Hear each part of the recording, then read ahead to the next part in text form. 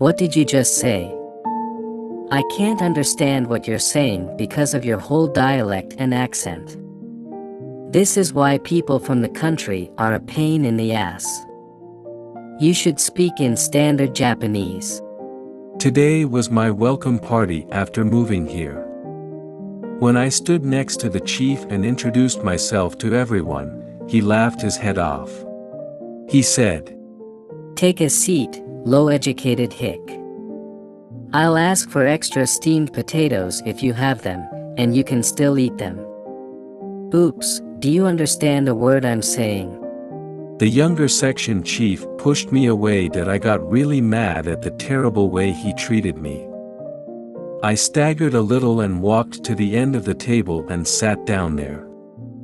Everyone around me was speechless at the cruel treatment. At that moment, a nice secretary appeared and looked at me strangely. She said, "What is it? Isn't the seating order strange?" Because the secretary's next words made the section chief pale. He was thrown into the abyss. "My name is Daniel. That I am 56 years old. My hometown was in the middle of nowhere.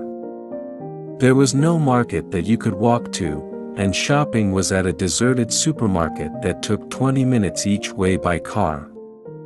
The only place for children to play was in the mountains or by the river.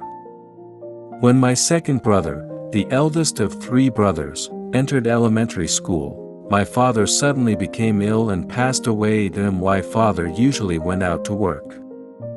He had a sudden seizure and passed away while he was there. That I never saw my father. I didn't really feel it at the time of the funeral. It was when I was in the 3rd year of junior high school that I started to feel it. His lunchboxes became more and more frugal, sometimes with just a little rice and pickles. At first, the guys around me would share various side dishes with me, but gradually I began to get teased. "Hey, Daniel, do you want some of this meat?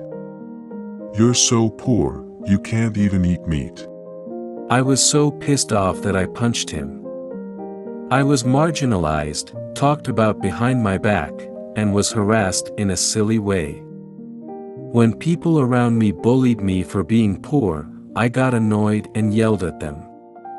Eventually, I became isolated and lonely, but I didn't get along with my classmates.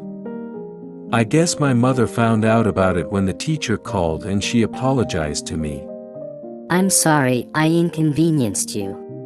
That was the first thing I heard my mother say in a long time, even though she usually took care of my younger brothers and never spoke to me much. It was as if she was apologizing to me, as if it was my fault for hitting him. Shut up. I felt indescribable anger and sadness when I shouted that without thinking. I still remember the feeling of emptiness mixed with anger and sadness. One day it came time for my parents to be called into school for career counseling, but my mother never came to school. She worked part-time at a desolate supermarket, and I was angry that her part-time job was more important than my career path. The teacher told me that she and my mother had met over the phone and that I would be fine, and that I should study hard for high school. What is high school? What do you want me to go to high school? I already know that my family is poor. You want me to be miserable again? I'm miserable because we don't have any money. So I told my mother when I got home. I'm not going to high school. What? Why? I want to work. You should go to high school. Are you worried about money? Yeah, I am. I raised my voice again. I'd rather work and make money than go to high school and be miserable again and be poor for 3 years. I'm happier that way, and so is my family. Even so, my mother insisted that I go to high school. I said, "Let me do what I want. I'll at least send you money." When I yelled at her, she cried. I couldn't sleep that night because I could hear her crying all night. The teacher also suggested that I go to high school, but I stubbornly refused. I said, "It's a family decision. It's already decided." I insisted.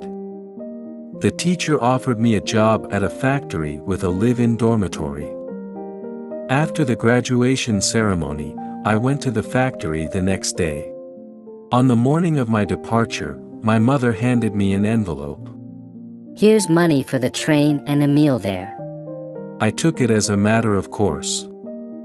I had asked her in advance to make sure I could afford the train fare. Oh, I'll leave here. You call me anytime. Come home sometime. Okay, I'll be there. I walked to the bus stop without looking back. The factory was in a town next to my village. Looking back on it now, I realized that it was just a little bit rural, but for me, coming from a village, it was a big city. When I arrived at the factory manager showed me to the dormitory, which was a 2-story wooden apartment. I was happy to be given a room that I had never had a room of my own before, and my mother was always around with my noisy brothers. This room was my own. I didn't have a bed or any furniture, so the factory manager offered to drive me around to buy some things.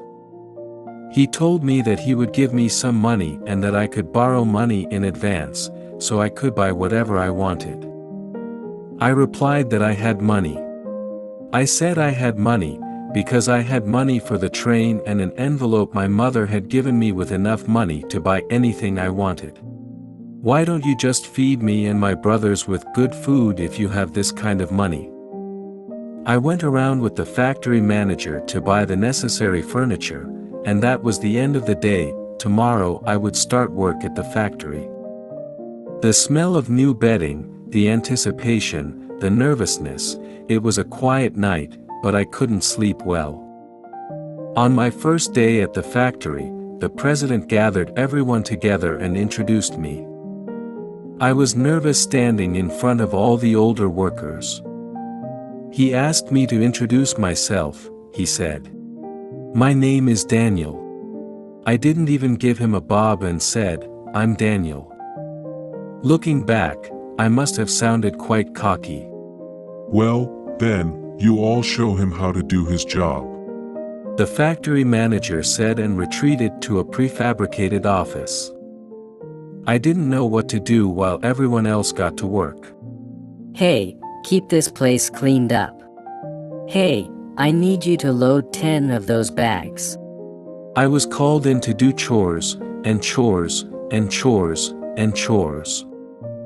I did as I was told, wondering if this was how work was supposed to be.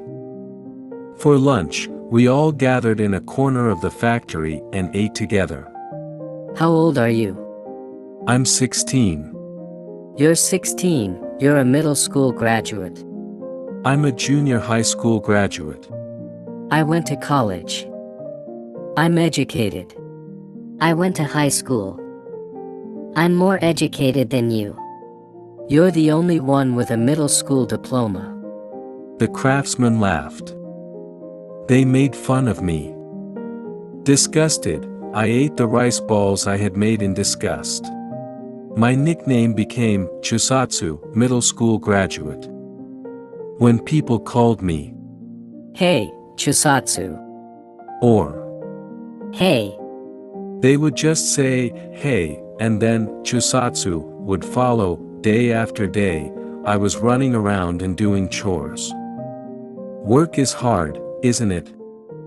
I went back to my room exhausted. After a while, I got used to the chores. At first it took me a long time to do them because I didn't know what I was doing, but now I can at least take a breather in between chores. While I was taking a break after carrying a heavy bag of abrasives, I was unexpectedly called out. "Hey, middle school graduate, come here for a minute." Another chore. I ran up to him. "You just stand there and watch." I did as I was told and watched the craftsman work. When the craftsman finished his work, Did you watch him do it? He handed me a tool. I looked, but I couldn't do it. As I was moving my hand slowly, the craftsman said, "Oh, forget it, go away," and took the tool away from me. It was frustrating. It was just frustrating. It was impossible to do what I had seen for the first time. Still, I was angry at myself for not being able to do it. The next day after I went to bed, I woke up early and went to the factory. I decided to get all the chores I could think of done early and watch them work. Then I would learn to do it and make him look back at me. With this single-minded determination, I got up early every morning and headed for the factory. I lifted the shutters of the factory, carried materials, cleaned scraps from the equipment, and did all the other chores I had been told to do. This time I'll watch carefully and make sure I can do it. When he wasn't called on by other workers, he would stand beside them and watch them work. Of course, he would leave when called, but when he finished his chores, he would run back and watch the craftsman work as long as he could. The craftsman looked doubtful, but I watched his work without worrying about it. For a while, the craftsman wouldn't let me take his tools, but finally the time came that he said, "You want to give it a try, middle school graduate?" He handed me a tool. I waited and started to work on it. But seeing and doing are two very different things. I was still slow at times. I was angry again. I was getting impatient, wondering if I was going to be miserable and frustrated again, when the craftsman said to me, "There you go. There, that's it, do it this way." He said. "You don't have to do that so much. Do it this way." Unlike before, the craftsman taught me how to do the work. At first I could not do it as well as the craftsman, but I asked him to teach me again and again, and finally I could do it reasonably well. That I was so happy to learn that I came to the factory before anyone else to do chores, and I practiced and practiced by asking various senior workers to teach me how to do the work. I practiced and I became able to help out to some extent in every position. Although I was not as good as the craftsman, they appreciated my help. While I was leading a hard but fulfilling life, I received a phone call from my mother. "How are you doing?" I said, "Oh, I'm working just fine. What can I do for you?" "Yes, I'm working," she said. "I'll send you some money, but you don't need to send me that much."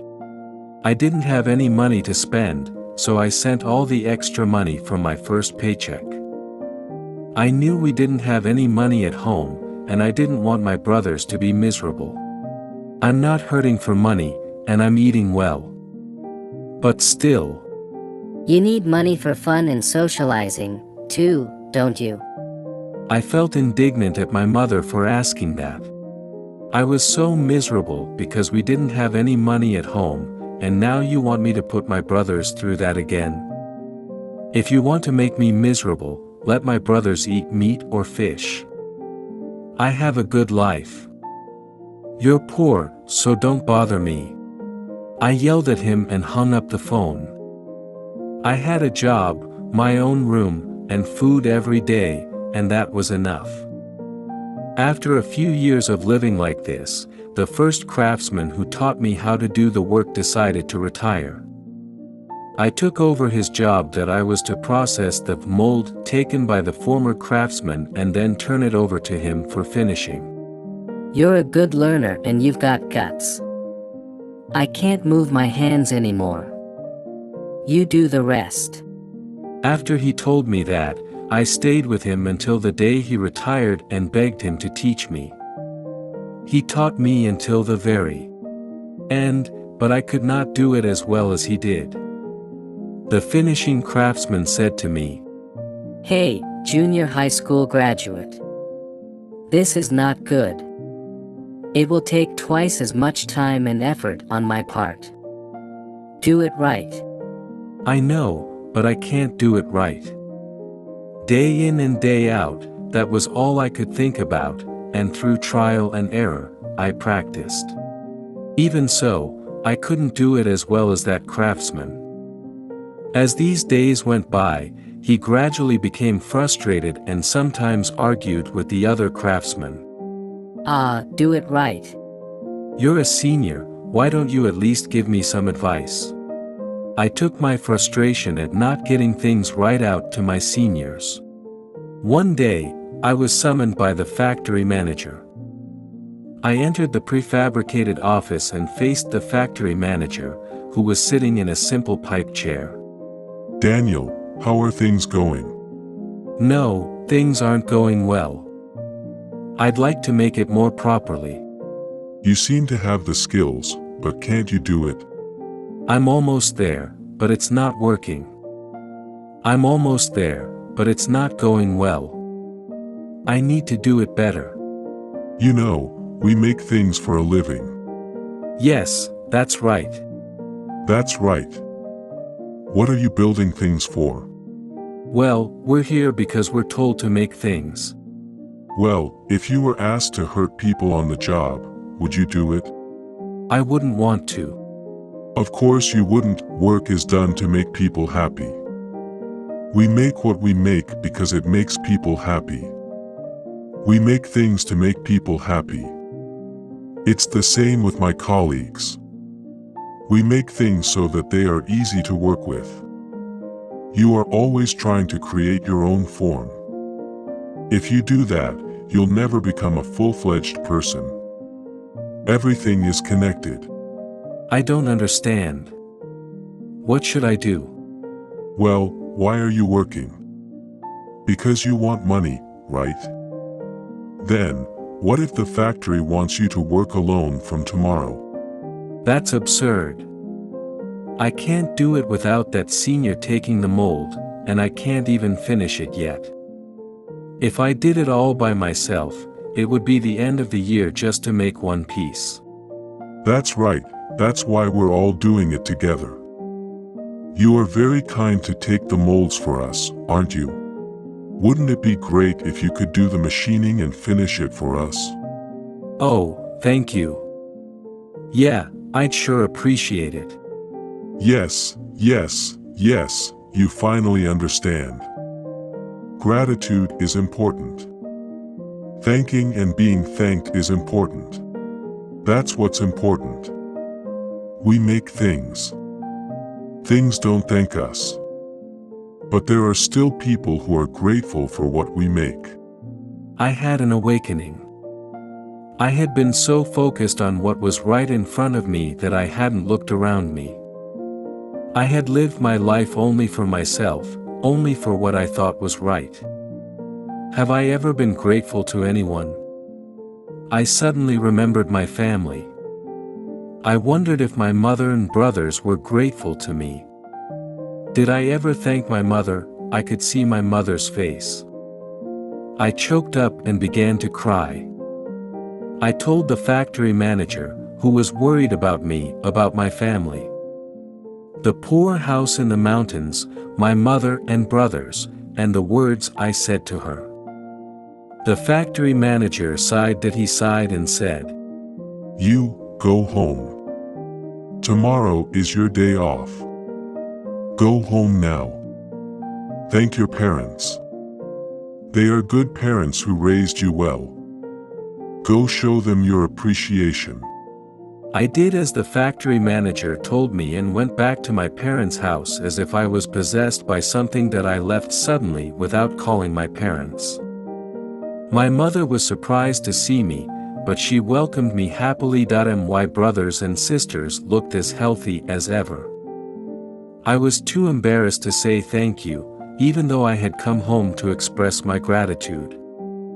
We ate dinner and watched TV as a family.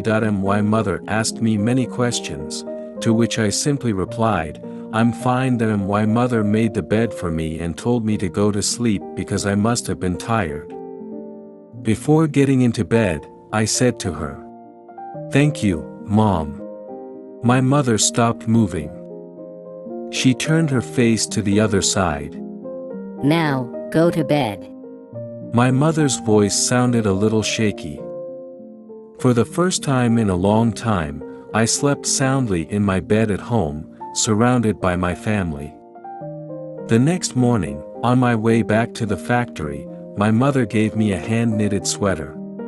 She told me to wear it when it got cold. I was filled with tears of gratitude and regret, thinking that she had been thinking about me even after I left for the factory. I was about to burst into tears of gratitude and regret, but I held back and took the sweater. I'm off to work.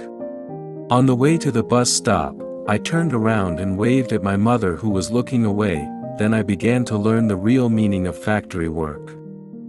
I worked for all the people in the factory, the suppliers who brought in the materials, the customers, and the many people who used the materials. Strangely enough, I became able to do the work well, retiring craftsmen and newly joined friends. I spent my days thanking everyone. 20 years passed, and the factory manager decided to go to the head office. The factory manager appointed me as his successor. I accepted the position. Another 20 years passed from the day I accepted the position, and I ended up working at the head office just like the previous factory manager that I was already 56 years old. It was hard to leave the people who were like family to me. Everyone held a farewell party for me with tears in their eyes. I am very happy to have been able to work at this factory. Having spent most of my life in the village and in this city, I was a little nervous about going to the city. When I arrived at the head office, everyone was very kind to me. The young employees welcomed me and showed me around. As I looked around, I found that everything was very lively. Compared to the factory, there were many young people working energetically. It's great to be young. I felt energized as I recalled my own youth. By the time the tour was over, my uneasy feeling had completely disappeared. Everyone in the section I was assigned to was kind, but only the section manager, who was my boss, looked down on me.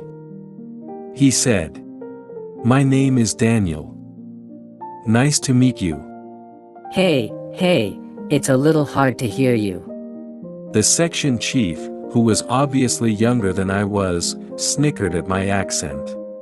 He snickered at my mispronunciation, which was understandable since he had been forced to build things deep in the mountains all his life. I heard that you joined the factory after you graduated from junior high school. I guess he was transferred to the head office as a favor to the company. Well, you can sit quietly until retirement. I bowed my head, thinking that was rude. I was called to work here. Let me do my job. I don't think someone who hasn't even graduated from high school can do it anyway. Can you use a computer? If you get out of college like I did, you can be a section chief, though. Well, just give it a try. Yes, I'll do my best. At first, he was bewildered by the unfamiliar work and tasks at the head office, but with the help of his colleagues, he learned his tasks one by one. Remembering his youth, he worked hard. While everyone was praising me, the section chief was not happy with me and began to sarcastically criticize me about anything.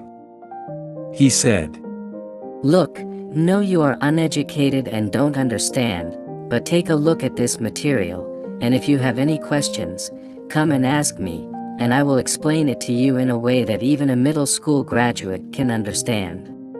I read through the materials as I was told and asked the section chief questions about what I didn't understand. I looked over the materials as I was told and asked the manager questions that I did not understand. He interrupted me in mid-sentence and said with a mocking smile, "You know, I can't understand you at all because of your dialect. Why don't you feel a little embarrassed? Why don't you go back to high school and start learning the language again? That's enough. Hey, Hey, you there. You, explain the material to this redneck. Saying that, he called another employee. Did he make me come all the way here just to be sarcastic? What a creep. Seeing my annoyance, the employee, perhaps in a panic, led me to a desk away from the office and politely explained the situation to me. One day after lunch, I was approached by the section manager. He said, "We're going to have a welcome party for everyone in the section. I hear you can use the money for expenses. It's an act of the company, so you're welcome to come." The way he spoke to me was annoying at every turn. I didn't like it, but it was a welcome party for me, and I had to attend. After finishing today's work, I arrived at the bar for the welcome party. The chief sat me down next to him. "Let me introduce you." Let me introduce you to Daniel, newly assigned to the head office. He's a funny guy. Come on, middle school educated hick, introduce yourself. "Thank you for doing this for me today. I was born." As he stood up to introduce himself, the section chief laughed his head off. He said, "That's a masterpiece. See, you can't understand what I'm saying.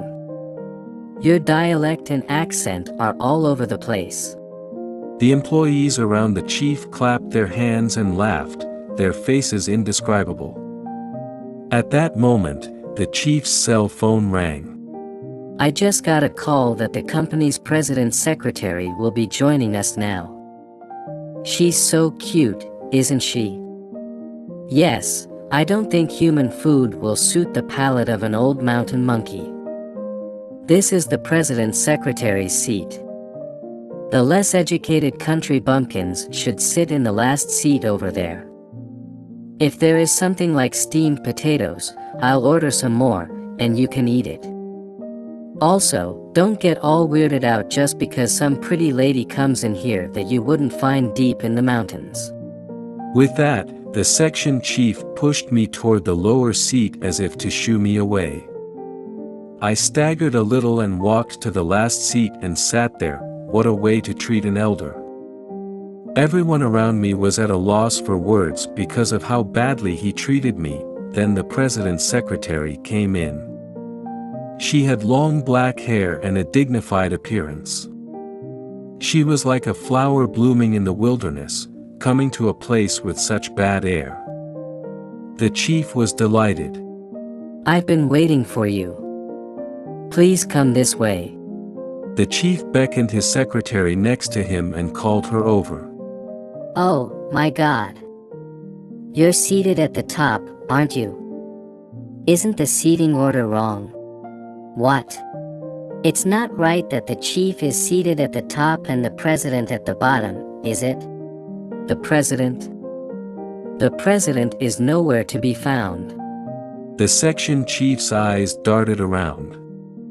Everyone looked around and seemed to have no idea what was going on. The boss looked around at everyone and seemed to have no idea what was going on. "Am I not allowed to tell you yet?" The secretary smiled at me. "Oh, you don't mean Daniel is the next president, chief?" "Yes, I am the next president of the company. In fact, 20 years ago, the factory manager who took care of me was transferred to the head office as the next president. Since then, the factory manager had always invited me to work at the head office. I wanted to go, too, because I liked the factory manager, but then my mother became old and weak and I needed to take care of her. I wanted to do the work I wanted to do and take care of my mother who had raised me. I chose her." She said, "I'm sorry, I've put you through a lot." "What are you talking about? I'm a lucky guy because I get to spend time with my mom. Mom died a short time later. I take my mother's hand. She raised us with these fragile little hands, trying her best to protect us. I wanted her to be happy because I had put her through so much hardship as a child. In the end, she passed away with a smile on her face. I hope I was able to repay her kindness in some small way. After my mother passed away and a memorial mass was held, the current president asked me to come to the head office as the next president. He said he needed someone like you, that I had been thinking of living in my hometown for a long time, but I hesitated and decided to go to the head office. I thought it would please my mother in heaven. I wanted to hide my position as the next president from the president. I wanted to learn the work on site. I want to experience the atmosphere of the workplace firsthand. If I became president, I would not be able to do that. That is why I asked him to hide my position. The president was reluctant. That's just like you to be so serious. He agreed. This time I understood why the president needed me. I told the stunned section chief, "I'll introduce myself again. I'm Daniel, the next president." "Chief, you may be good at your job, but what was that treatment you just gave me?" I beg your pardon, albeit unacknowledged. The chief bowed deeply. He bowed deeply.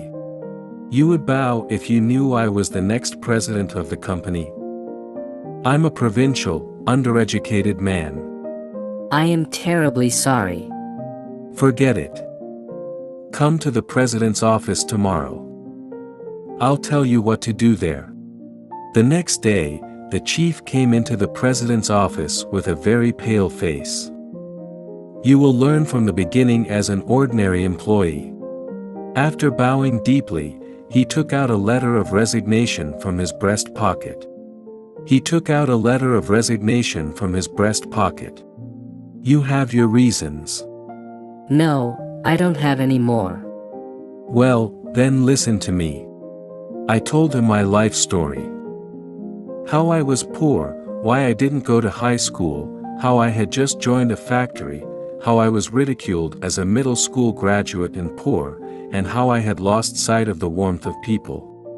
I was immature back then, too, he said. I hurt people, and I was selfish. Just like you are now.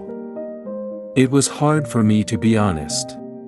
The section chief listened in silence.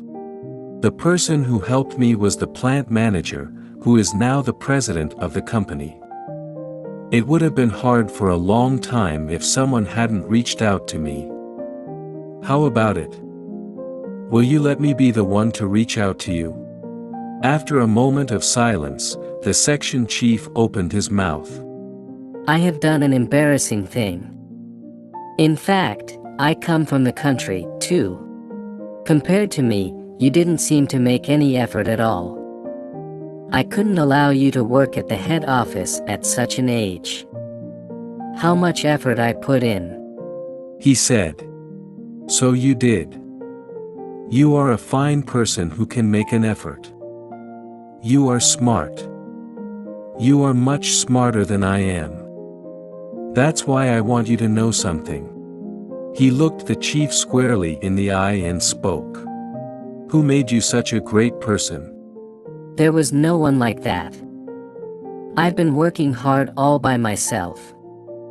Everyone made fun of me as a hick. If you had been alone since birth, would you have been able to earn your own tuition, go to college, and work your way up to section chief? No, that's absurd. My parents paid for my tuition. After saying all that, he was at a loss for words. Yes, your parents financed it so that you could live the life you wanted to live. Yes. I could have gone to high school if I wanted to. My family was poor, but my mother managed to make ends meet and save money for school. I heard that for the first time when I was taking care of my mother. She was a kind and good mother. She has passed away. I imagine your parents must have felt the same way when they saved up the money for school. The chief turned his head and covered his face with his hands. He covered his face with his hands. Any phone calls or letters? He remained silent and shook his head. Well, he said, I don't know. People, you know, are connected. So are your business associates and your family. You're good at what you do. And I'm grateful to have you in the company. When the chief removed his hand from his face was wet with tears. Remember me, he said. Remember, it's about gratitude. Life gets harder when you forget to be thankful. Is there someone you want to say thank you to right now? Yes. Good. I'm putting you on vacation tomorrow, so you can go home to your parents' house. Go show your face and express your gratitude. The chief bowed deeply and ran out of the president's office. He was so vigorous that I was worried and left the president's office to follow him. He was no longer there, but I found a crumpled up letter of resignation in the middle of the corridor. When the former section chief returned from vacation, he was like a different person. He was cheerful, kind, and bright. He was happy at work, telling me stories about his hometown and the people around him. He was really a nice guy, he said. Oh, I see, I was like that too. Thank you for that time, factory manager. Not everyone can live freely, and there are always hard times in life. It is human connections that support us in such times. It is a blessing to live in a world of gratitude and connection. For the first time in a long time, I put on the sweater that my mother knitted for me. Once again, I was grateful for its warmth.